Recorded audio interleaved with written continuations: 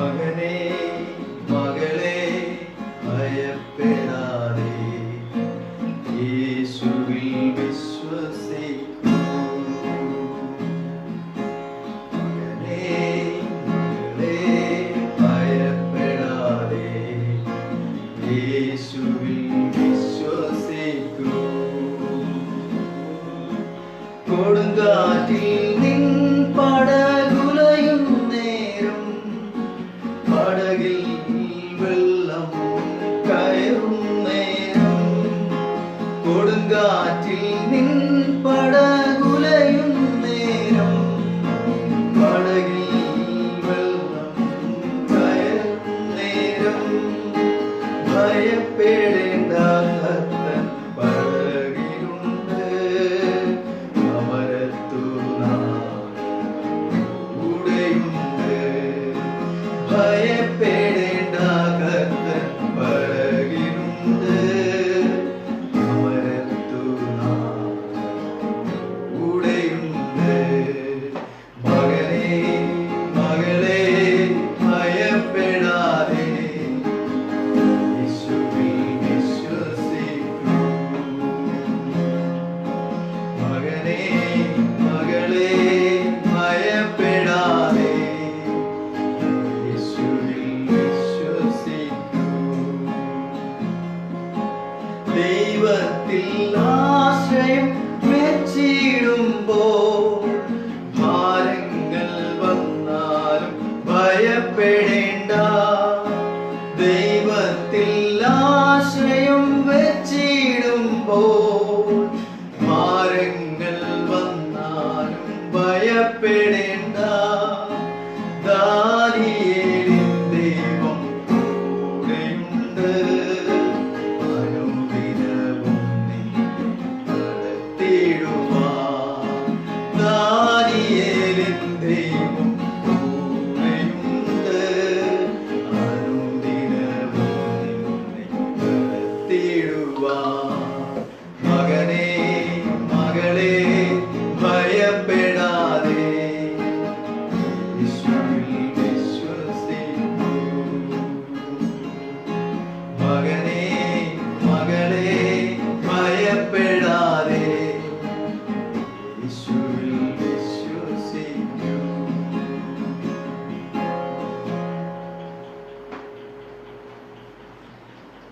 എല്ലാ പ്രിയപ്പെട്ടവർക്കും കർത്താവിന്റെ നാമത്തിൽ വന്ദനം അറിയിക്കുകയാണ്. നമ്മൾ വെളിപ്പാട് പുസ്തകത്തിന്റെ 1-ാം അധ്യായത്തിൽ അതിന്റെ അവസാന ഭാഗത്തേക്ക് നമ്മൾ കടന്നു വരുമ്പോൾ പ്രത്യേകിച്ച് 17-ാം വാക്യം മുതൽ 20-ാം വാക്യം വരെയുള്ള ആ ഭാഗങ്ങളിൽ നിന്ന് നമ്മൾ ഏകദേശം ഒരു 5ഓളം ഭാഗങ്ങൾ നമ്മൾ ചിന്തിക്കാൻ പോവുകയാണ്. അതായത് നാം ഭയപ്പെടുമ്പോൾ കർത്താവ് അറിയുന്നുണ്ട്. നമ്മെ എങ്ങനെ ആശ്വസിപ്പിക്കണമെന്ന് കർത്താവിന് അറിയാം. നാം കേൾക്കേണ്ടത് എന്തെന്ന് കർത്താവിന് അറിയാം. നാം അറിയേണ്ടത് എന്തെന്ന് കർത്താവിന് അറിയാം. നമ്മെ എങ്ങനെ താഴ്ത്തണമെന്ന് കർത്താവിന് അറിയാം. ഈ 5 പോയിന്റുകളായിരിക്കും നമ്മൾ ഇനി തുടർന്ന് നമ്മൾ ഈ വെളിപ്പാട് പുസ്തകത്തിന്റെ 1-ാം അധ്യായത്തിന്റെ അവസാന ഭാഗങ്ങളായിട്ട് നമ്മൾ ചിന്തിക്കാൻ പോകും. അതിൽ ഇന്ന് നമ്മൾ 1-ാമത്തെ ഭാഗമാണ് ചിന്തിക്കേണ്ടത്. കർത്താവ് അറിയുന്നു എന്നുള്ള ആ ഭാഗത്തിൽ നമുക്ക് നാം ഭയപ്പെടുമ്പോൾ അവിടുന്ന് അറിയുന്നു എന്നുള്ള അവസ്ഥയിലാണ്.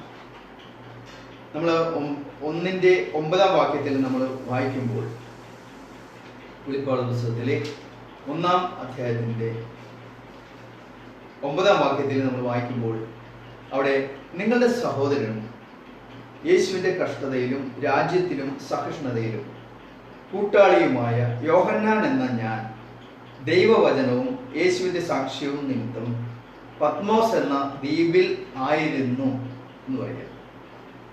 അപ്പോൾ ദൈവവചന നിമിത്തവും യേശുവിന്റെ സാക്ഷ്യം നിമിത്തവും യോഹന്നാൻ പത്മോസ് എന്ന ദ്വീപിൽ ആയിരുന്നു. ഒന്ന് ചിന്തിച്ചു നോക്കണം. ഒറ്റപ്പെട്ട ഒരവസ്ഥയാണ്, കടലിന്റെ നടുവിലാണ്.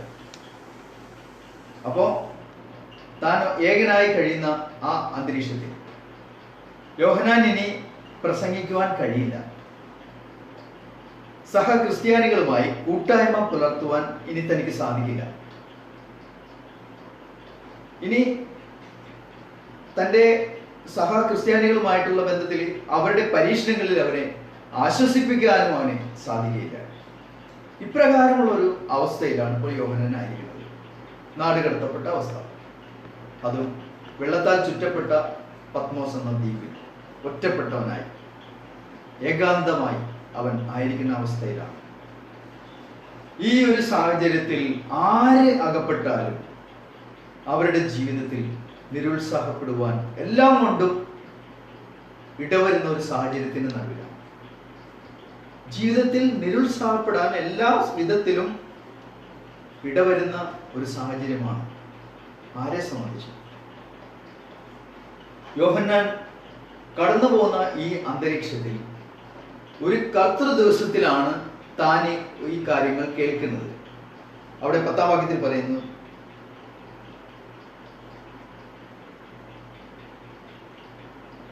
കർത്തൃ ദിവസത്തിൽ ഞാൻ ആത്മവിവശനായി.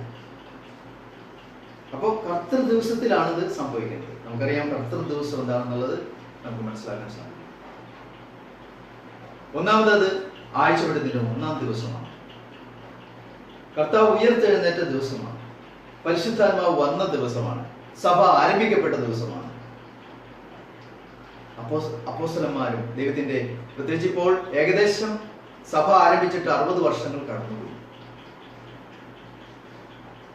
ഈ സാഹചര്യത്തിലെല്ലാം ദൈവത്തിന്റെ മക്കൾ അപ്പം നുറുക്കുവാനായിട്ട് ആഴ്ചയുടെ 1-ാം ദിവസം, അപ്പോസ്തലപ്രവൃത്തി 20-ാം അധ്യായം 7-ാം വാക്യപ്രകാരം അപ്പം നുറുക്കുവാൻ ആഴ്ചയുടെ 1-ാം ദിവസം അവർ കടന്നു വരുന്ന, അതിന് കൂടി വരുന്ന ദിവസം. യോഹന്നാനെ സംബന്ധിച്ച് ഇവിടെ തനിക്കിത് സാധിക്കുന്നില്ല.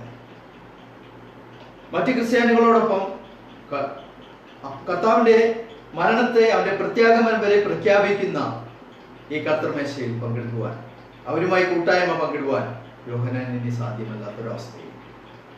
അപ്പൊ അങ്ങനെയുള്ള ഒരു ദിവസത്തിന്റെ നടുവിലാണ് കർത്തൃ ദിവസത്തിൽ ഞാൻ ആത്മവിവശനായി. എന്നിട്ടാ പറയണത്, നീ കാണുന്നത് ഒരു പുസ്തകത്തിൽ എഴുതി. അപ്പോ സഭകൾക്ക് എഴുതാൻ പറയാം. അപ്പൊ ഇവിടെ കാണാൻ സാധിക്കുന്നത്, നിനക്ക് ജനത്തോടു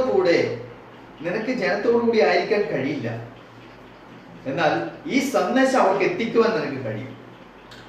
അതാണ് എഴുതാനായിട്ട് ആവശ്യപ്പെടുന്നത്. നീ കാണുന്നത് ഒരു പുസ്തകത്തിൽ എഴുതി ജനത്തിന്, അതായത് Ephesus, Smyrna, Pergamos, Thyatira, Sardis, Philadelphia, Laodicea എന്നീ 7 സഭകൾക്ക് എഴുതുവാനായിട്ട് പറയും.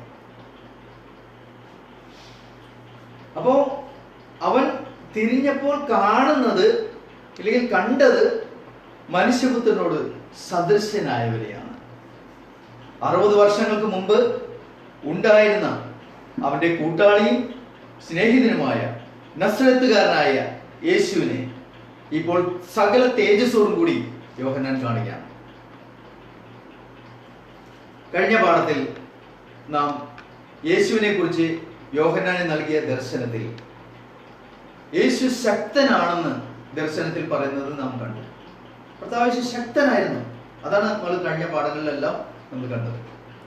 കൂടാതെ യേശു സകലം അറിയുന്നവനാണെന്നും അപ്രകാരമുള്ള അറിവിന്റെ അടിസ്ഥാനത്തിൽ പ്രവർത്തിപ്പാനും അവന് കഴിയും എന്ന് നാം കണ്ടു.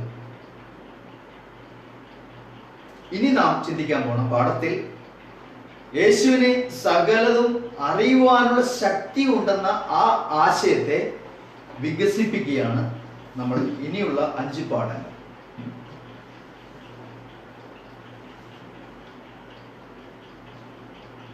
സകലം അറിയുന്ന ഒരു വ്യക്തിയായി കർത്താവിനെ ബൈബിൾ ഉടനീളം അവതരിപ്പിക്കുകയാണ്. സകലതും അറിയുന്നവനായിട്ട്, മുഴുവനും അവന് മറഞ്ഞിരിക്കുന്ന ഒരു സൃഷ്ടിയുമില്ല, അല്ലെങ്കിൽ സകലതും അറിയുന്നവനായിട്ടാണ് കർത്താവിനെ കുറിച്ച് തിരുവചനം മുഴുവനും അവതരിപ്പിക്കുന്നത്. ഉൽപ്പത്തി പുസ്തകത്തിൽ നമ്മൾ 18-ാം അധ്യായത്തിന്റെ 18-19 വാക്യങ്ങളിൽ അബ്രഹാമിനെ കുറിച്ച് ദൈവം പറയുമ്പോൾ, അബ്രഹാമിനെ ഞാൻ അറിയുന്നു എന്നുള്ള അർത്ഥത്തിലാണ് അവിടെ പറയുന്നത്. ഉൽപ്പത്തി 18-ാം അധ്യായത്തിൽ അവിടെ സോദോം ഗോമോറയെ നശിപ്പിക്കുവാൻ പോകുമ്പോൾ ഞാൻ അബ്രഹാമിനോട് എങ്ങനെ മറച്ചു വെക്കും എന്ന് പറയുമ്പോൾ അതിന്റെ കാരണം പറയുകയാണ്, അബ്രഹാം വലിയതും ബലമുള്ളതുമായ ജാതിയായി തീരുകയും അവനിൽ ഭൂമിയിലെ ജാതികളൊക്കെയും അനുഗ്രഹിക്കപ്പെടുകയും ചെയ്യുന്നുണ്ട്.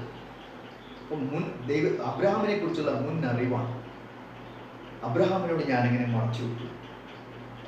യഹോവ അബ്രഹാമിനെ കുറിച്ച് അരുളി ചെയ്തത് അവന് നിവർത്തിച്ചു കൊടുക്കുവാൻ തക്കവണ്ണം അബ്രഹാം തന്റെ മക്കളോടും തനിക്ക് പിമ്പുള്ള കുടുംബത്തോടും നീതിയും ന്യായവും പ്രവർത്തിച്ചുകൊണ്ട് യഹോവയുടെ വഴിയിൽ നടക്കുവാൻ കൽപ്പിക്കേണ്ടതിന് ഞാൻ അവനെ തിരഞ്ഞെടുത്തിരിക്കുന്നു. അപ്പോ അങ്ങനെ ദൈവത്തിന്റെ സ്നേഹിതനായ അബ്രഹാമിനെ കുറിച്ച് ദൈവം പറയുമ്പോൾ ഞാൻ അവനെ അറിയുന്നു എന്നുള്ള അർത്ഥത്തിലാണ്. കൂടാതെ നഹൂമിന്റെ പുസ്തകത്തിൽ നമ്മൾ വായിക്കുമ്പോൾ നഹൂം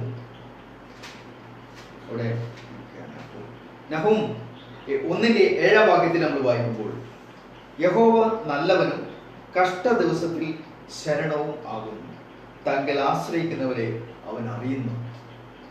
തന്നിൽ ആശ്രയിക്കുന്ന,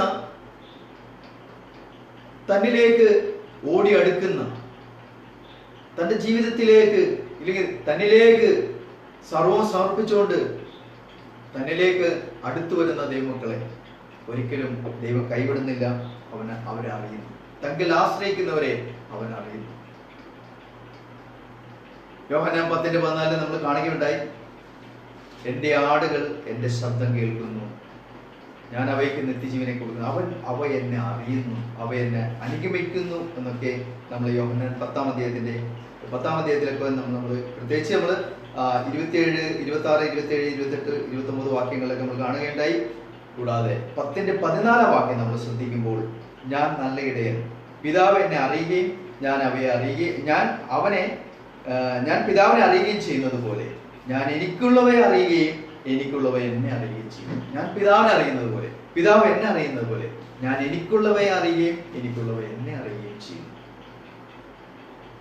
വീണ്ടും നമ്മൾ കാണുമ്പോൾ ഗലാത്യ ലേഖനം 4:9 വാക്യത്തിൽ നമ്മൾ വായിക്കുമ്പോൾ, ഗലാത്യ ലേഖനം 4:9 നമുക്ക് ഇങ്ങനെ കാണാൻ സാധിക്കും, ഇപ്പോഴോ ദൈവത്തെ അറിഞ്ഞു, വിശേഷാൽ ദൈവം നിങ്ങൾ അറിഞ്ഞുമിരിക്കെ എന്ന് പറയുന്നത്. അപ്പൊ നാം ദൈവത്തെ അറിയുക മാത്രമല്ല, വിശേഷാൽ ദൈവം നിങ്ങളെ അറിഞ്ഞിരിക്കുക എന്ന് പറയുന്നത്. ദൈവം നിങ്ങളെ അറിഞ്ഞിരിക്കുക. അതുകൊണ്ട് പ്രിയപ്പെട്ട, തന്നിൽ ആശ്രയിക്കുന്നവരെ ദൈവം അറിയുന്നു, തന്റെ ആടുകളെ ദൈവം അറിയുന്നു എന്ന് പറയുമ്പോൾ വിശേഷാൽ ദൈവം നിങ്ങളെ അറിഞ്ഞു എന്നുള്ള ഒരു അവസ്ഥയാണ് കാണാൻ സാധിക്കുന്നത്. 2 തിമോത്തി 2-ാം അധ്യായത്തിന്റെ 19-ാം വാക്യത്തിൽ നമുക്ക് വായിക്കാൻ സാധിക്കും. 2 തിമോത്തി 2:19. എങ്കിലും ദൈവത്തിന്റെ സ്ഥിരമായ അടിസ്ഥാനം നിലനിൽക്കുന്നു, കർത്താവ് തനിക്കുള്ളവരെ അറിയുന്നു. കർത്താവ് തനിക്കുള്ളവരെ അറിയുന്നു. നമ്മൾ എങ്ങനെയാണ് തനിക്കുള്ളവരാകുന്നതെന്ന് നമുക്ക് വ്യക്തമായിട്ട് മനസ്സിലാക്കാൻ സാധിക്കും. കർത്താവ് ദൈവത്തിന്റെ വചനം ഈ ലോകത്തിന് നൽകുമ്പോൾ ദൈവത്തിന്റെ വാക്കുകളോട്, വചനത്തോട് അനുസരണം പുലർത്തുന്ന, കേൾക്കുന്ന, വിശ്വസിക്കുന്ന, അവന്റെ വാക്കുകൾ, വചനങ്ങൾ കേട്ട് അവനെ വിശ്വസിക്കുന്നവർക്ക് ദൈവമക്കളായി തീരുവാൻ അവൻ അധികാരം കൊടുത്തിരിക്കുന്നു. അവനെ കൈക്കൊണ്ട് അവന്റെ നാമത്തിൽ വിശ്വസിക്കുന്നവർക്ക്. കർത്താവ് യേശു പറഞ്ഞു, യോഹന്നാൻ 14:23, എന്റെ വചനം കൈക്കൊള്ളുന്നവൻ, അവിടെ എന്നെ സ്നേഹിക്കുന്നവൻ, എന്റെ വചനം ഇല്ലെങ്കിൽ എന്റെ വചനം കൈക്കൊള്ളുന്നവൻ, എന്നെ വചനത്തെ സ്നേഹിക്കുന്നവൻ, വചനം സ്വീകരിക്കുന്നവൻ, അവരെ കുറിച്ചൊക്കെ കർത്താവ് പറയുന്നതായ കാര്യം നമുക്ക് ഒന്ന് വായിക്കാം. നമ്മുടെ യോഹന്നാൻ 14:23 നമുക്ക് വായിക്കാൻ സാധിക്കുന്നത് ഇപ്രകാരമാണ്. യേശു അവനോട്, എന്നെ സ്നേഹിക്കുന്നവൻ എന്റെ വചനം പ്രമാണിക്കുന്നു, എന്റെ പിതാവ് അവനെ സ്നേഹിക്കുന്നു, ഞങ്ങൾ അവന്റെ അടുക്കൽ വന്ന് അവനോടുകൂടി വാസം ചെയ്യും. നമുക്കിവിടെ വായിക്കാൻ സാധിച്ചത് അതാണ്. കർത്താവ് തനിക്കുള്ളവരെ അറിയുന്നു എന്ന് പറയുമ്പോൾ അവന്റെ വചനത്തെ സ്നേഹിക്കുന്നവൻ, എന്റെ വചനം സ്നേഹിക്കുന്നവൻ, അല്ലെങ്കിൽ വചനത്തെ സ്നേഹിക്കുന്നവൻ, അല്ലെങ്കിൽ യേശുവിനെ സ്നേഹിക്കുന്നവൻ എന്റെ വചനം പ്രമാണിക്കുമെന്നുള്ളതാണ്. കർത്താവിനോടുള്ള സ്നേഹം അവന്റെ വചനത്തെ സ്നേഹിക്കുന്നതിലൂടെയും പ്രമാണിക്കുന്നതിലൂടെയാണ് നമ്മൾ പ്രകടിപ്പിക്കുന്നത്. അങ്ങനെ ചെയ്യുമ്പോൾ കർത്താവ് തനിക്കുള്ളവരെ അറിയുന്നു. എൻ്റെ പിതാവ് നട്ടിട്ടില്ലാത്ത തൈയൊക്കെയും പറഞ്ഞു പോകും. യേശു പറഞ്ഞു, എൻ്റെ പിതാവ് ആകർഷിക്കാതെ ആർക്കും എൻ്റെ അടുക്കൽ വരുവാൻ കഴിയില്ല. അപ്പൊ ദൈവം ആകർഷിക്കുന്നത് എങ്ങനെയാണെന്നുള്ളതാണ് ഇവിടെ പറയുന്നത്. അവന്റെ വാക്കുകൾ വചനത്തോട് നമ്മൾ മർദ്ദലിക്കുന്നവരാണെങ്കിൽ അവന്റെ പിതാവിന്റെ ആകർഷണത്തിൽ പെടുന്നില്ല. നമ്മൾ യേശുവിനെ നമ്മൾ സ്നേഹിക്കുന്നില്ല. നമുക്ക് അവനെ നമ്മൾ സ്നേഹിക്കുന്നതും പിതാവിനാൽ ആകർഷിക്കപ്പെടുന്നതും ഒക്കെ വചനം കേൾക്കുകയും വിശ്വസിക്കുകയും അനുസരിക്കുകയും ഒക്കെ ചെയ്യുന്നതിലൂടെയാണ് നമ്മൾ തനിക്കുള്ളവരായി നാം മാറുന്നത്, പിതാവിനാൽ ആകർഷിക്കപ്പെട്ടവരായി മാറുന്നത്. ദൈവം തന്റെ പുത്രനെ ലോകത്തിലേക്ക് അയച്ചു. അവൻ മുഖപക്ഷമില്ലാതെയാണ് ദൈവം പ്രവർത്തിച്ചത്. സകല മനുഷ്യരും ആരും നശിച്ചു പോകാതെ തന്റെ ഏകജാതനെ പുത്രനിൽ വിശ്വസിക്കുന്ന ഏവനും, ഇന്ന ആളെന്നല്ല, തന്റെ ഏകജാതനായ പുത്രനിൽ വിശ്വസിക്കുന്ന ഏവനും. മാർക്കോസ് 16:16 കർത്താവ് യേശു പറയുമ്പോൾ, നിങ്ങൾ ലോകത്തിലൊക്കെയും പോയി സകല സൃഷ്ടിയോടും, ഇന്ന സ്ഥലത്ത് പോയിട്ടല്ല, ഇന്ന സ്ഥലത്ത് പോകരുതെന്നോ ഇന്ന സ്ഥലത്തേക്ക് പോകാനോ അല്ല പറയണത്, ഭൂലോകത്തൊക്കെയും പോയി സകല സൃഷ്ടിയോടും സുവിശേഷം പ്രസംഗിപ്പിൻ, വിശ്വസിക്കുകയും സ്നാനമേൽക്കുകയും ചെയ്യുന്നവൻ രക്ഷിക്കപ്പെടും, വിശ്വസിക്കാത്തവൻ ശിക്ഷാവിധിയില്ല. അപ്പൊ ആരാണ് തനിക്കുള്ളവർ? വിശ്വസിക്കുകയും സ്നാനമേൽക്കുകയും ചെയ്യുന്നു.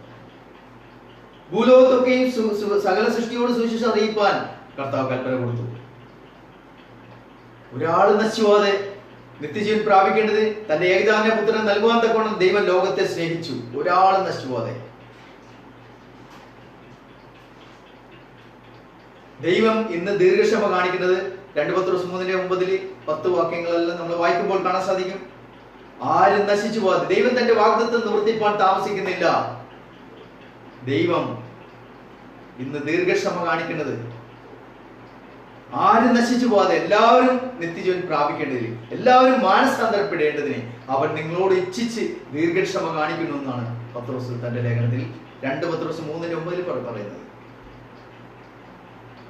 പ്രിയപ്പെട്ടവരെ, കർത്താവ് തനിക്കുള്ളവരെ അറിയുന്നു എന്ന് പറയുമ്പോൾ അതിൽ നമുക്ക് മനസ്സിലാക്കാൻ സാധിക്കും, കർത്താവിനെ വിശ്വസിക്കുന്നവർ, അവന്റെ വാക്കുകളെ കേൾക്കുന്നവർ. സദൃശവാക്യം 1-ാം അധ്യായത്തിൽ പറയുന്ന പോലെ, ഞാൻ നിങ്ങളുടെ നേരെ കൈനീട്ടിയിട്ട് കൂട്ടാക്കാതെ ഇരുന്ന ആ ജനത്തിനെ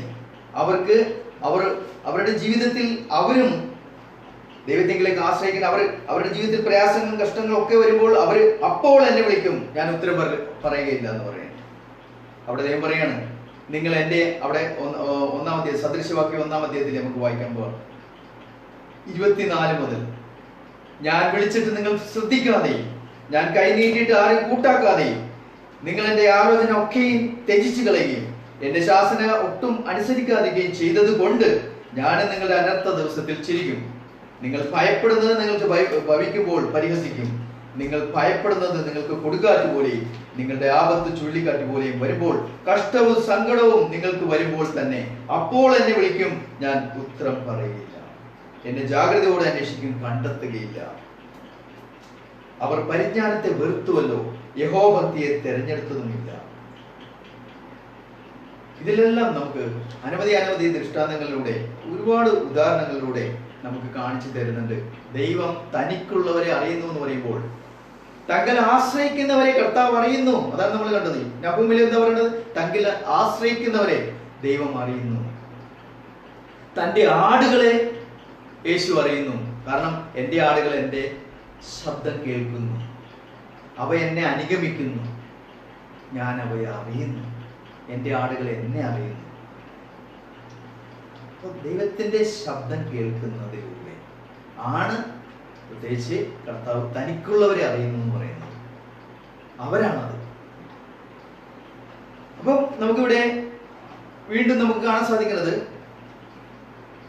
വസ്തുതകൾ വെറുതെ അറിയുക എന്നതിനേക്കാൾ ആഴമുള്ളതും അർത്ഥമുള്ളതുമായ ഒരു വാക്കാണ് അറിയുക എന്ന് പറയുന്നത്. ഇല്ലെങ്കിൽ അറിയുക എന്നതിനെ ഉപയോഗിച്ചിരിക്കുന്നതായ ഇവിടെ ആ പദം വസ്തുതകൾ അറിയുക എന്നതിനേക്കാൾ ഉപരിയായി, അതിനേക്കാളും അർത്ഥമുള്ളതും ആഴമുള്ളതുമാണ് അറിയുക. എൻ്റെ ആടുകൾ എന്നെ അറിയുന്നു എന്ന് പറയുന്നത്, ഞാൻ അവയെ അറിയുന്നു എന്ന് പറയുന്നത്. അറിയുന്ന വ്യക്തിയും അറിയപ്പെടുന്ന വ്യക്തിയും തമ്മിലുള്ള ബന്ധമാണ് സൂചിപ്പിക്കുന്നത്. അറിയുന്ന വ്യക്തിയും അറിയപ്പെടുന്ന വ്യക്തിയും തമ്മിൽ ഉറ്റ ബന്ധം. രണ്ടുപേർക്കും വിലയുണ്ട്. അറിയുന്ന വ്യക്തിക്കും വിലയുണ്ട്, അറിയപ്പെടുന്ന വ്യക്തിക്കും വിലയുണ്ട്. മൂല്യമുള്ളതാണ് ഇത് രണ്ടും. ഒന്നാം അധ്യായത്തിന്റെ അവസാനത്തിലേക്ക്, വെളിപ്പാട് പുസ്തകത്തിന്റെ 1-ാം അധ്യായത്തിന്റെ അവസാനത്തിലേക്ക് നമ്മൾ എത്തുമ്പോൾ യേശുവും ശിഷ്യന്മാരും തമ്മിലുള്ള ബന്ധം പ്രകാശിപ്പിക്കുക. ആ പ്രകാശിപ്പിക്കുന്നത് ഓരോ വാക്യത്തിലും നമ്മൾ കാണും. യേശുവും തൻ്റെ ശിഷ്യന്മാരും അല്ലെങ്കിൽ തൻ്റെ മക്കളും തമ്മിലുള്ള ബന്ധം പ്രകാശിപ്പിക്കുന്നത് നമ്മൾ ഓരോ വാക്യത്തിലും കാണും. അതിൽ പ്രധാനമായിട്ട് നമ്മൾ ചിന്തിക്കാൻ പോണത്, നാം ഭയപ്പെടുമ്പോൾ കർത്താവ് അറിയുന്നു എന്നുള്ളതാണ്. നമ്മുടെ ഒന്നാമത്തെ ഭാഗം അതാണ്. വെളിപ്പാട് പുസ്തകം 1-ാം അധ്യായത്തിന്റെ 17-ാം വാക്യത്തിൽ അവിടെ തേജസ്സുള്ള കർത്താവിനെ യോഹന്നാൻ കാണുമ്പോൾ യോഹന്നാൻ മരിച്ചവനെ പോലെ വീഴുകയാണ്. അതാണ് നമ്മൾ കണ്ടത്. അവിടെ അവനെ കണ്ടിട്ട് ഞാൻ മരിച്ചവനെ പോലെ അവന്റെ കാൽക്കൽ വീണു. അവൻ വലങ്കൈ എന്റെ മേൽ വെച്ച് ഭയപ്പെടേണ്ട, ഞാൻ ആദ്യനും ഇന്ത്യനും ജീവനുള്ളവനും ആകുന്നു എന്ന് പറഞ്ഞു. ഭയപ്പെടേണ്ട. അപ്പം അവിടെ യേശു അവനോട് പറയുന്നതായ ആ വാക്ക് ആ ഒരു പ്രത്യേക സമയത്തേക്ക് മാത്രമുള്ളതല്ല, ഒരു തുടർച്ചയായി സംഭവിക്കേണ്ട തുടർമാനമായ ഒരു പദപ്രയോഗമാണ്. ഭയപ്പെടേണ്ട, അതായത് നീ ഭയപ്പെട്ടുകൊണ്ടിരിക്കേണ്ട, തുടർന്നും ഭയപ്പെട്ടുകൊണ്ടിരിക്കേണ്ട എന്നുള്ള അർത്ഥത്തിലാണ്. നിന്റെ ജീവിതകാലത്ത് നീ ഒരിക്കലും ഭയപ്പെട്ടുകൊണ്ടിരിക്കേണ്ട എന്നുള്ള അർത്ഥത്തിലാണ് ആ പറയുന്നത്. ഭയപ്പെടേണ്ട എന്ന വാക്ക് യോഹന്നാനെ ഓർമ്മ കൊണ്ടുവരുന്ന വാക്കാണ്. അതായത് മത്തായി സുവിശേഷത്തിൽ 17-ാം അധ്യായത്തിൽ 5-6 വാക്യങ്ങൾ നമ്മൾ വായിക്കുമ്പോൾ, താബോർ മലയിൽ വെച്ച് തനിക്ക് ഇതിനു മുമ്പ് ഒരു അനുഭവമുണ്ട്. അന്ന് പത്രോസും യാക്കോബും യോഹന്നാനും താബോർ മലയിൽ വെച്ച് അന്ന് അവരുടെ മുമ്പിൽ കർത്താവ് രൂപാന്തരപ്പെടുമ്പോൾ ഏലിയാവും മോശയും പ്രത്യക്ഷപ്പെട്ട് അവർക്ക് യേശു അവരെ യെരുശലേമിലെ അവന് സംഭവിക്കാനുള്ള മരണത്തെക്കുറിച്ച് സംസാരിച്ചുകൊണ്ടിരിക്കുമ്പോൾ അവന്റെ രൂപം മാറിയതും കർത്താവായ യേശു അവന്റെ ആ രൂപാന്തരപ്പെട്ട ആ സമയത്ത് അപ്പോഴും ഇവരെ ഭയപ്പെട്ട് വീണ ശിഷ്യന്മാരോട് അന്ന് കർത്താവ് പറഞ്ഞ വാക്ക് നമുക്ക് ശ്രദ്ധിക്കുകയാണെങ്കിൽ അപ്പോഴും നമുക്ക് കാണാൻ സാധിക്കും. യോഹന്നാൻ 17-ാം അധ്യായത്തിൽ നമ്മൾ വായിക്കുമ്പോൾ അവിടെ 5, 6, 7 ഈ വാക്യങ്ങൾ നമുക്ക് വായിക്കാം.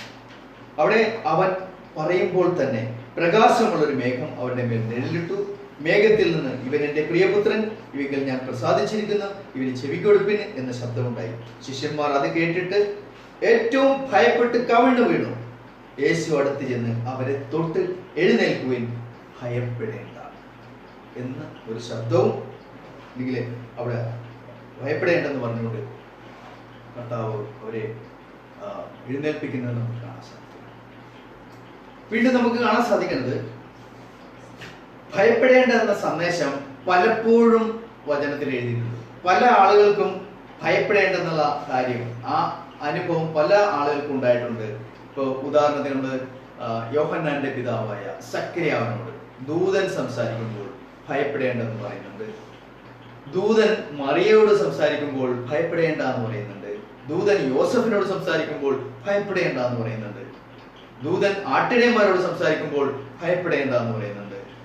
യേശു യായിറോസിനോട് പറയുമ്പോൾ ഭയപ്പെടേണ്ട. ഈ ഭാഗങ്ങളെല്ലാം നമ്മൾ വായിക്കുമ്പോൾ ലൂക്കോസ് 1-ന്റെ 13-ാം വാക്യത്തിൽ നമ്മൾ വായിക്കുമ്പോൾ, ലൂക്കോസ് 1-ന്റെ 13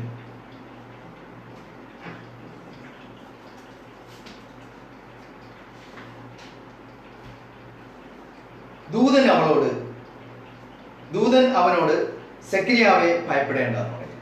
സക്കറിയ, യോഹന്നാന്റെ പിതാവായ സക്കറിയാവിനോട് ലൂക്കോസ് 1:30 നമ്മൾ വായിക്കുമ്പോൾ കാണാൻ സാധിക്കുന്നത്, അവിടെ ദൂതൻ മറിയയോടാണ്, മറിയയെ ഭയപ്പെടേണ്ട, നിനക്ക് ദൈവത്തിന്റെ കൃപ ലഭിച്ചിരിക്കുന്നു എന്ന് പറയുക. മത്തായി 1:20 നമ്മൾ വായിക്കുമ്പോൾ, മത്തായി 1:20 നമ്മൾ ഇതുപോലെ തന്നെ വായിക്കുമ്പോൾ കാണാൻ സാധിക്കുന്നത്, ഇങ്ങനെ നനച്ചിരിക്കുമ്പോൾ കർത്താവിന്റെ ദൂതൻ അവന് സ്വപ്നത്തിൽ പ്രത്യക്ഷനായി, ദാവീദിന്റെ മകനായ യോസഫേ, നിന്റെ ഭാര്യയെ മറിയെ ചേർത്തുകൊള്ളുവാൻ ശങ്കിക്കേണ്ട എന്നുള്ള വാക്കാണ് അവിടെ കൊടുക്കുന്നത്. കൂടാതെ നമുക്ക് കാണാൻ സാധിക്കുന്നത് ലൂക്കോസ് 2:10 ദൂതൻ ആട്ടിടയന്മാരോട് പറയുന്ന വാക്ക്, 2-10 ദൂതൻ അവരോട്, ഭയപ്പെടേണ്ട, സർവ്വജനത്തിന് ഉണ്ടാവാനുള്ള ഒരു മഹാസന്തോഷം ഞാൻ നിങ്ങളോട് സുവിശേഷിക്കുന്നു എന്ന് പറയും. മാർക്കോസ് 5:36 നമ്മൾ വായിക്കുമ്പോൾ, 5-36 അവിടെ നമ്മൾ ശ്രദ്ധിക്കുമ്പോൾ നമുക്ക് ഇവിടെ കാണാൻ സാധിക്കുന്നത്, മാർക്കോസ് 5:36 നമ്മൾ വായിക്കുമ്പോൾ, യേശു ആ വാക്ക് കാര്യമാക്കാതെ പള്ളിപ്രമാണിയോട് ഭയപ്പെടേണ്ട, വിശ്വസിക്കുക മാത്രം ചെയ്യുന്നു. ഒരുപാട് ആൾക്കാരോട് യേശു അല്ലെങ്കിൽ ദൈവം, ദൂതന്മാരെ ഒക്കെ ഭയപ്പെടേണ്ട എന്ന് പറയുന്നു. കാരണം ഇവിടെ പിന്നെ നമ്മൾ നോക്കുകയാണെങ്കിൽ മത്തായി 14:27 നമ്മൾ വായിക്കുമ്പോൾ, മത്തായി സുവിശേഷത്തിലെ 14:27 മറ്റൊരു സന്ദർഭത്തിലാണ് നമുക്കവിടെ കാണാൻ സാധിക്കുന്നത്. അവിടെ യേശു കടലിന്മേൽ നടന്ന് പടകിലുള്ള ശിഷ്യന്മാരുടെ അടുക്കലേക്ക് വരിക.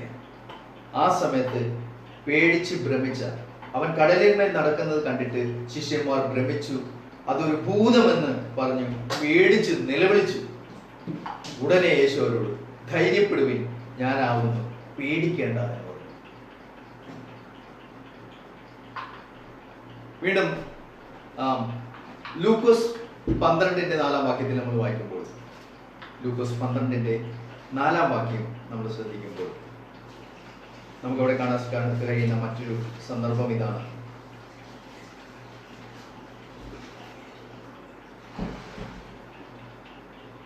എന്നാൽ എൻ്റെ സ്നേഹിതന്മാരായ നിങ്ങളോട് ഞാൻ പറയുന്നത്, ദേഹത്തെ കൊന്നിട്ട് പിന്നെ അധികമായി ഒന്നും ചെയ്യാൻ കഴിയാത്തവരെ ഭയപ്പെടേണ്ട. ശിഷ്യന്മാരോട് എല്ലാവരോടും കൂടി പറയാം. അതായത് ദേഹത്തെ കൊന്നിട്ട്, നിങ്ങളുടെ ശരീരത്തെ കൊല്ലും, നിങ്ങൾ കൊല്ലും, പക്ഷേ അധികമായി ഒന്നും ചെയ്യാൻ കഴിയാത്തവരെ ഭയപ്പെടേണ്ട.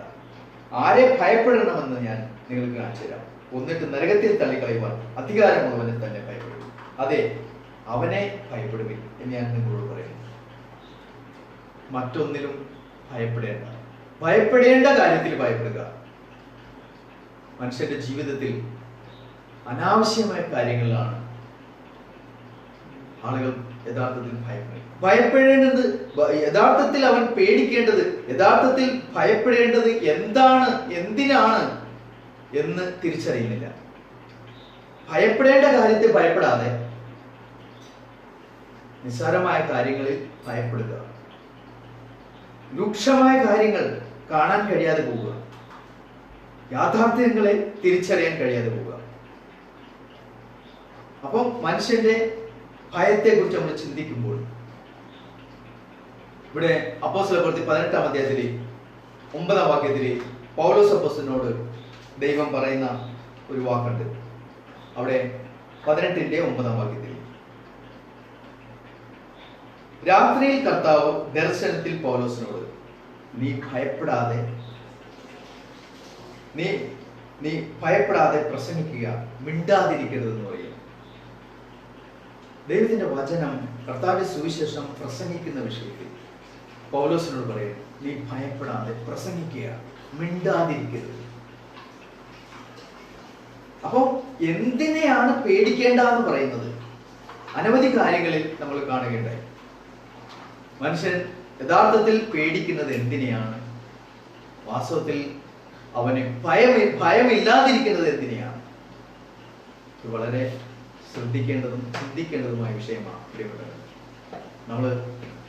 നമ്മൾ ഭയപ്പെടേണ്ട കാര്യത്തെ ഭയപ്പെടുക, അതാണ് നമ്മളെ ഓർമ്മിപ്പിക്കുന്നത്. യോബിന്റെ പുസ്തകത്തിൽ നമുക്ക് കാണാം. കാരണം മനുഷ്യന്റെ പൊതുവായ ഒരു അവസ്ഥയാണ് ഭയം എന്നുള്ളത്. മനുഷ്യന്റെ പൊതുവായ ഒരു അവസ്ഥയാണ് മരണഭയം, രോഗഭയം, എന്തെങ്കിലും ഭാവിയെ കുറിച്ചുള്ള ഭയങ്ങൾ, അങ്ങനെ പലതരത്തിലുള്ള ഭയങ്ങൾ അവന്റെ ജീവിതത്തിൽ ഉണ്ടാവും. ഇപ്പം മനുഷ്യന്റെ ജീവിതത്തിൽ പൊതുവായ ഒരു അവസ്ഥയാണ് ഭയം. അതുകൊണ്ടാണ് ദൈവം പറയണത്, നീ ഭയപ്പെടേണ്ട, ഭയപ്പെടാതെ മുമ്പോട്ട് പോകും. എത്രയോ വാക്കുകൾ നമുക്ക് എത്രയോ പ്രാവശ്യം എത്രയോ ആവർത്തി ഈ കാര്യങ്ങൾ ദൈവം പഴയ നിയമത്തിലും പുതിയ നിയമത്തിലും പറയുന്നുണ്ടെന്ന് നമുക്ക് കാണാൻ സാധിക്കാം. യോബിന്റെ പുസ്തകത്തിൽ 3-ാം അധ്യായം അതിന്റെ 25-ാം അധ്യായത്തിൽ യോബ് പറയുന്ന ഒരു വാക്യം നമുക്ക് ശ്രദ്ധിക്കാം. യോബിന്റെ പുസ്തകത്തിൽ 3-ാം അധ്യായം 25-ാം വാക്യത്തില്, ഞാൻ പേടിച്ചത് തന്നെ എനിക്ക് നേരിട്ടു. കണ്ടാ, മനുഷ്യന്റെ ഭയം നോക്കുക. അത് പേടിച്ചതുകൊണ്ട് ചില കാര്യങ്ങൾ മാറിപ്പോകുന്നില്ല. ഇപ്പൊ യോബ് പറയണ, ഞാൻ പേടിച്ചത് തന്നെ എനിക്ക് നേരിട്ടു, ഞാൻ ഭയപ്പെട്ടിരുന്നത് എനിക്ക് ഭവിച്ചു എന്ന് പറയാൻ. ഞാൻ പേടിച്ചത് എനിക്ക് ഭവിച്ചു, എനിക്ക് വന്നു, അത് തന്നെയാണ് എനിക്ക് നേരിട്ടത്. അപ്പൊ ആളുകളെ സംബന്ധിച്ച് ഭാവിയെ ഭയപ്പെടുന്നു, ചിലർ വർത്തമാനകാലത്തെ ഭയപ്പെടുന്നു, വേറെ ചിലർ ഭയപ്പെടുന്നത് ആളുകളെ, അല്ലെങ്കിൽ ആളുകൾ തങ്ങളുടെ കഴിഞ്ഞകാല ജീവിതം അറിയുമോ എന്നായിരിക്കാം ചിലരുടെ ഭയം. ഭാവിയിൽ സംഭവിക്കാനുള്ളതിനെ പലരും ഭയപ്പെടുന്നു, കുടുംബജീവിതത്തിൽ ഭയപ്പെടുന്നു, വ്യാപാരത്തിൽ എന്ത് സംഭവിക്കുമെന്ന് ഭയപ്പെടുന്നു. പലപ്പോഴും ക്രിസ്ത്യാനികളുടെയും പരീക്ഷണങ്ങൾ ഇപ്രകാരമാണ്. ജോലിയിൽ, സ്കൂളിൽ, വീട്ടിൽ തുടങ്ങിയ ഓരോ കാര്യങ്ങളിലും പല നേരിടാൻ പോണ ഉപദ്രവങ്ങളെയും ക്രിസ്ത്യാനികൾ ഭയപ്പെടുന്ന സാധ്യതകൾ ഏറെയാണ്. നമുക്ക് വീണ്ടും കാണാൻ സാധിക്കുന്നത്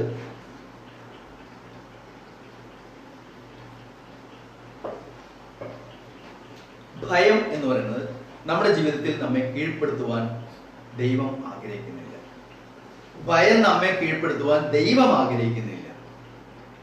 ഒരു ഉദാഹരണം നമ്മൾ നോക്കുകയാണെങ്കിൽ 1989 ഓഗസ്റ്റ് മാസം 14-ാം തീയതി, അതായത് ടൈം മാസികയിൽ പ്രസിദ്ധീകരിച്ച ഒരു സംഭവം, ഭയം കൊണ്ട് മരിച്ച ഒരാളുടെ സംഭവമാണ്. സാഹസികനായിരുന്ന ഒരു വ്യക്തി തന്റെ സാഹസിക പ്രവൃത്തികൾക്കിടയിൽ അനവധി ജീവജാലങ്ങളെ പലപ്പോഴായിട്ട് അദ്ദേഹം, അല്ലെങ്കിൽ ആ സന്ദർഭത്തിന്റെ നടുവിൽ ആ പല ജീവജാലങ്ങളുടെയും കടികൾ അദ്ദേഹത്തിന് ഏറ്റിട്ടുണ്ട്. അനവധി ജീവജാലങ്ങൾ അദ്ദേഹത്തെ കടിച്ചിട്ടുണ്ട്. പിന്നീട് ഒരിക്കൽ അദ്ദേഹം ലൈം എന്ന് പറഞ്ഞ ഒരു രോഗത്തെ കുറിച്ച് കേട്ടു. അത് മാനിൽ നിന്ന് പകരുന്ന ഒരു രോഗമാണെന്നാണ് അദ്ദേഹം അറിയാനായിട്ട് ഇടയായത്. ഇതിനിടയിൽ തന്റെ സാഹസിക പ്രവർത്തനങ്ങളുടെ ഇടയിലെല്ലാം തനിക്ക് പല ജീവികളുടെയും കടികൾ ഏറ്റിട്ടുള്ളതുകൊണ്ട് താനും ഒരു മാരകമായ രോഗത്തിനും അടിമയാണ്, അല്ലെങ്കിൽ തനിക്കും ഒരു മാരകമായ രോഗമുണ്ട്, തന്റെ രോഗം തന്റെ ഭാര്യയിലേക്കും പകരും, അങ്ങനെയുള്ള ഭീതി അദ്ദേഹത്തിന് ഉണ്ടാകാനായിട്ടിടയായി. അങ്ങനെയുള്ള ഒരു ഭയത്തെ തുടർന്ന് അദ്ദേഹം പല ആശുപത്രികളിൽ കടന്നു പോകുമ്പോഴും ഡോക്ടർമാർ എല്ലാവരും തന്നെ അദ്ദേഹത്തെ പരിശോധിച്ചിട്ട് അയാൾക്ക് ലൈം എന്ന രോഗം ഇല്ലെന്നും, അത് മാത്രമല്ല ആ രോഗം മറ്റൊരാളിലേക്ക് പകരുകയില്ലെന്നും വ്യക്തമായിട്ട് തീർത്തും പറഞ്ഞിട്ടും ഈ വ്യക്തി അവരെ ഒന്നും വിശ്വസിച്ചില്ല എന്ന് അറിയട്ടെ.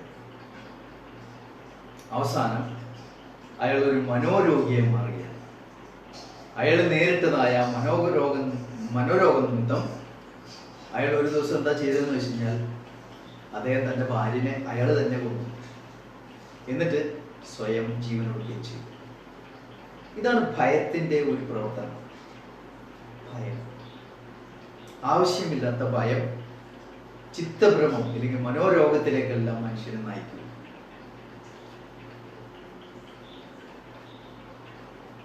സങ്കീർത്തനം 56-ാം അധ്യായത്തിൽ 1 മുതൽ 3 വരെ നമ്മൾ വായിക്കുമ്പോൾ, സങ്കീർത്തനം 56-ന്റെ 1 മുതൽ 3 വരെ, ദൈവമേ എന്നോട് കൃപയുണ്ടാകണമേ, മനുഷ്യരെന്നെ വിഴുങ്ങുവാൻ പോകുന്നു, അവർ ഇടപെടാതെ പൊരുതി എന്നെ ഞെരിക്കുന്നു. എന്റെ ശത്രുക്കൾ ഇടപെടാതെ എന്നെ വിഴുങ്ങുവാൻ ഭാവിക്കുന്നു. ഗർവത്തോടെ എന്നോട് പൊരുതുന്നവർ അനേകരല്ലോ. ഞാൻ ഭയപ്പെടുന്ന നാളിൽ നിന്നിൽ ആശ്രയിക്കും. ഞാൻ ദൈവത്തിൽ അവന്റെ വചനത്തെ പുകഴും. ഞാൻ ദൈവത്തിൽ ആശ്രയിക്കുന്നു, ഞാൻ ഭയപ്പെടുകയില്ല. ജഡത്തിന് എന്നോട് എന്ത് ചെയ്യുവാൻ കഴിയും? ഇതാണ് വേണ്ടത്. ചുറ്റും പലതും നടക്കും. ഭയപ്പെടുത്തുന്ന അനവധി കാര്യങ്ങൾ ജീവിതത്തിൽ നേരിടും. ശത്രുക്കൾ വരാം, തന്നോട് പൊരുതുന്നവർ വരാം, കൊല്ലാൻ വരുന്നവരുണ്ടാവാം.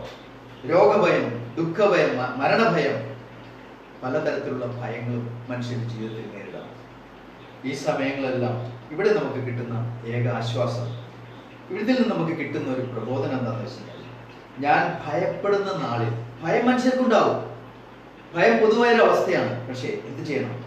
ഞാൻ ഭയപ്പെടുന്ന നാളിൽ നിന്നിൽ ആശ്രയിക്കും. ദൈവമേ, നിന്നിൽ ആശ്രയിക്കും. ഞാൻ ദൈവത്തിന്റെ വചനത്തിൽ പുകഴും, വചനത്തിലേക്ക് നോക്കും. ഈ വചനം മാത്രമേ നമ്മളെ സഹായിക്കാനുള്ളൂ. നമ്മുടെ എന്ത് ഭയം വന്നോട്ടെ, മരണഭയമോ ദുഃഖഭയമോ ഭാവിയെ കുറിച്ചുള്ള ഭയമോ എന്ത് ആശങ്കകളോ എന്ത് വന്നോട്ടെ, നമ്മളെ ആശ്വസിപ്പിക്കാൻ കഴിയുന്നതാണ് കർത്താവിന്റെ തികവുള്ള വചനം. അതുകൊണ്ട് ഈ വചനത്തിലേക്ക് നമ്മൾ ഉറ്റുനോക്കുമ്പോൾ, കർത്താവിന്റെ വചനത്തിലേക്ക് നമ്മൾ ശ്രദ്ധിക്കുമ്പോൾ, ഇവിടെ സങ്കീർത്തനക്കാർ പറയാണ്, ഞാൻ ദൈവത്തിൽ അവന്റെ വചനത്തിൽ പുകഴും. ഞാൻ ദൈവത്തിൽ ആശ്രയിക്കുന്നു, ഞാൻ ഭയപ്പെടുകയില്ല.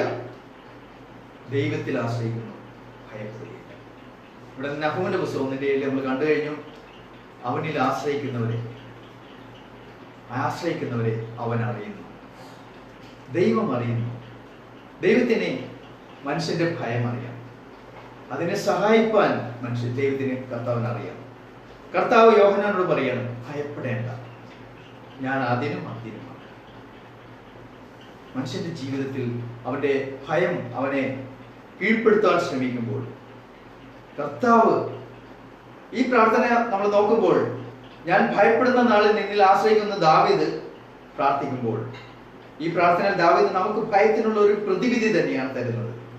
നമ്മുടെ ഉള്ളിലെ വിഷമം കർത്താവ് അറിയുന്നുണ്ട്. അത് നമ്മൾ മനസ്സിലാക്കണം. നമ്മുടെ ജീവിതത്തിൽ നമ്മുടെ ഉള്ളിലുള്ള നമ്മുടെ വിഷമങ്ങൾ കർത്താവിന് അറിയാം. യോഹന്നാൻ ഭയപ്പെട്ടപ്പോൾ യേശു അറിഞ്ഞെങ്കിൽ, നാം ഭയപ്പെടുമ്പോഴും നമ്മുടെ ജീവിതത്തിലും ഭയപ്പെടുന്ന സമയങ്ങളിൽ അവന് കാണാൻ കഴിയുന്നു, അറിയാൻ കഴിയുന്നു. അവൻ അറിയുകയും കരുതുകയും ചെയ്യും എന്നുള്ളതാണ് നമുക്ക് കാണാൻ സാധിക്കുന്നത്. അതുകൊണ്ട് പ്രിയമുള്ളവരെ, നമ്മുടെ ഹൃദയം വേദനിക്കുമ്പോൾ കർത്താവ് അറിയുന്നുണ്ട്. ഭാരത്താൽ അത് നമ്മൾ ഞരങ്ങുമ്പോൾ ദൈവം അറിയുന്നുണ്ട്. നിരാശപ്പെടുമ്പോൾ കർത്താവിനെ അറിയാം. നമ്മുടെ വഴികൾ ക്ലേശകരമാകുമ്പോൾ, അത് നീണ്ടുപോകുമ്പോൾ, ദുഃഖത്തിലും ക്ഷീണത്തിലും നമ്മൾ ആയിരിക്കുമ്പോൾ കർത്താവ് അറിയുന്നുണ്ട്. നമ്മുടെ രാത്രികൾ നീണ്ടുപോകുന്നു എന്ന് തോന്നുമ്പോൾ എൻ്റെ രക്ഷകൻ അവൻ നമ്മെ ആശ്വസിപ്പിക്കും, കരുതും. നമ്മുടെ ഹൃദയത്തെ അവന് സ്പർശിക്കാൻ കഴിയും.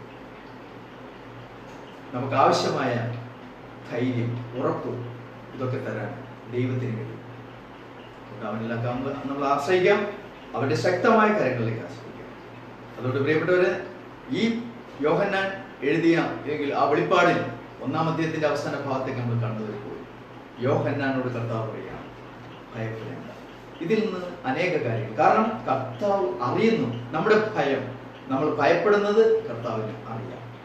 അവിടെ നമ്മളെ സഹായിപ്പാനും അവന് സാധിക്കും.